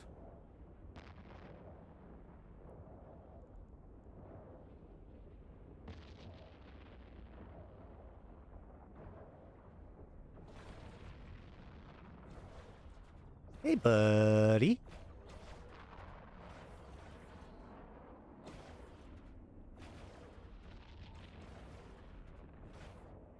Generators have a 4K radius. Yeah, I know. I just knew that the Squall was going to move away, so if there's any going to if it was going to chance, there's a chance of it working, it would be right at when it first spawned, and it didn't. Ritual Gourd Satin? Okay. And 11 million worth of that. And time to start scooping up all the rest of the loot.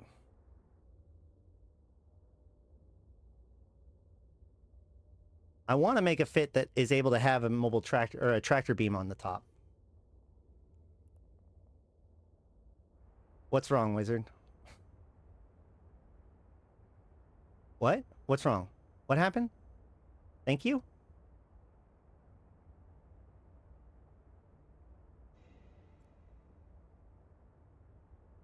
Hey Buddy parody, but instead of a real life company, it's Upwell. That'd be good.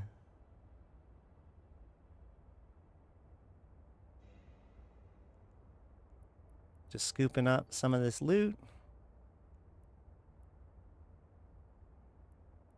These things are like, well, it's 0.1.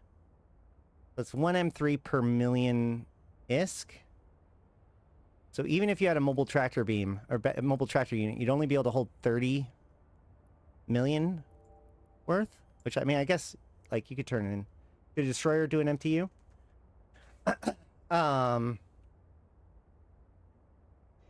Probably. I mean, an MTU is what, 100? It's 100 M3 for the normal MTU. So there's a few options.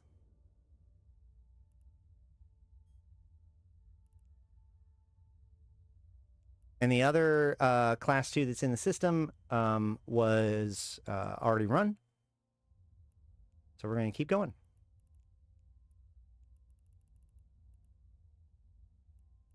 I guess this is your last chance to ask any questions. We're hitting the 2-hour mark, and we've kind of covered everything we needed to today. So, currently flying a Courser with MTU. Yeah, I saw people running around in a Courser Navy issue, which also would be really good. There is, like I said, there's extremely light nuke pressure. There's enough that if you can project a 7K, I was able to kill whatever. Corps Navy did not do well in T2 sites. Interesting. So yeah, we're going to look more into it. I do recommend Eve Workbench as a website to get fits. Let's see if they've added any new ones. Yep, there's now a few. So we have a Svipple suggestion, probably for the Tier 3 sites. The Confessor, Tier 3. Retribution Punisher. Urschlag has put out... Urschlag is a great streamer and YouTuber. Go check out Urschlag's stuff if you haven't already. So yeah. Yep, this Punisher looks very similar to what I did. So I can pretty much glance at it. Tell you it's probably going to be good. This Confessor has me kind of excited. We'll probably check this out tomorrow. Some. Avaga can do Tetramon-based Crimson Gauntlet. I mean, you probably can. You can't bring Spark Bombs in. Avaga probably can survive the Crimson Harvest sites, but it almost certainly won't be optimal. Remember, like, so much about the base sites are about your ability to race on the final battleship. If you don't really care about that, the Vaga might be able to do pretty good. I'm not 100% sure. It's mostly tuned for battle cruisers and battleships.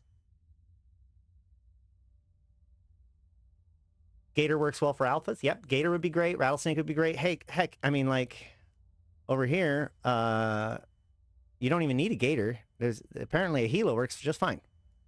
Which, I mean, that makes sense. Yeah, Vagabond should survive, but it probably won't be, like, the best solution, and somebody else will outrace you. Probably. But, yep. That is it. So let's go ahead and get out there and run some sites and kill some blooders and stuff. Hilo does work for pretty much everything. All right. Well, I think that about covers it. I will be streaming hopefully this week. You know, obviously, like, again, thank you so much to all of my supporters. The last several weeks and months have been, like, very, very chaotic with having to deal with my son, who is autistic, now is becoming a teenager, and he doesn't like going to school. He actually didn't want to go to school. He didn't go to school today. Thankfully, his mom showed up and was able to help out for today, so that way I was able to stream, because today is a very important day to stream. So thank you to her and to all of my supporters who make this possible. That said, I will be planning to stream more about this stuff throughout this week, throughout this month, etc. Go ahead and hop onto the Discord to get the latest and greatest about whether or not I'm going to be streaming, or like and subscribe to the channel. Make sure you get those notifications for when I go live. And I have all of my previous videos, including the last couple of live videos that have been incredibly important to the lore and to setting up what's going on and understand, like, the Vanguard stuff, as well as, like, where we're going with the story. Hey, Punch, you'll want to check out this video too. There's a lot of good new Skinner components. But all that said, we will be back hopefully later this week. If you are interested in joining us, the Convocation of Empyreans is recruiting. If you are new to EVE or returning to EVE or just haven't used it yet, you can use the link down below or in the comments or chat in order to get your free million skill points. It can be even used on older accounts. Please consider supporting the stream by liking, commenting, subscribing, sharing it with a friend, picking up some merch like this programmer, software developer, not equals tech support t-shirt. There's other t-shirts and mugs, including our Convocation of Empyreans logo, invited logo, etc. On all kinds of different things. Did we all about Stormbringer? What about the Stormbringer? The Stormbringer is not allowed in any of the sites. Yeah. So, all that said, I've been Ashrothi. I've been playing this game since 2010, talking about it since 2012, and I'm here to put even into context for you, my fellow Empyreans. Thank you guys so much for coming and hanging out, especially my Immortal tier sponsors, 745 MPSI, Arydanika the Queen, Bad Boy Smooth, Ebo Elite, Erladis, Elange, Flash Gordon, May, Malak Starfire, Malin, Mercuton, Mayak, Nephilim, LM1, Sheesh, Susuro, and Rid. Thank you guys so much. And thank you guys for hanging out with me and chatting and giving me information. And we will see each other soon. And until next time, I'm Ashrothi, the voice of New Eden, and I'll see you in space.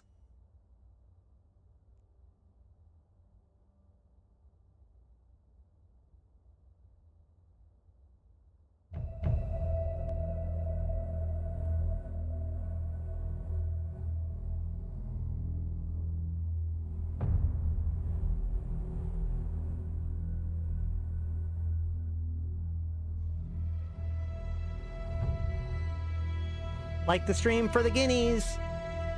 Bring on the wrecking machine.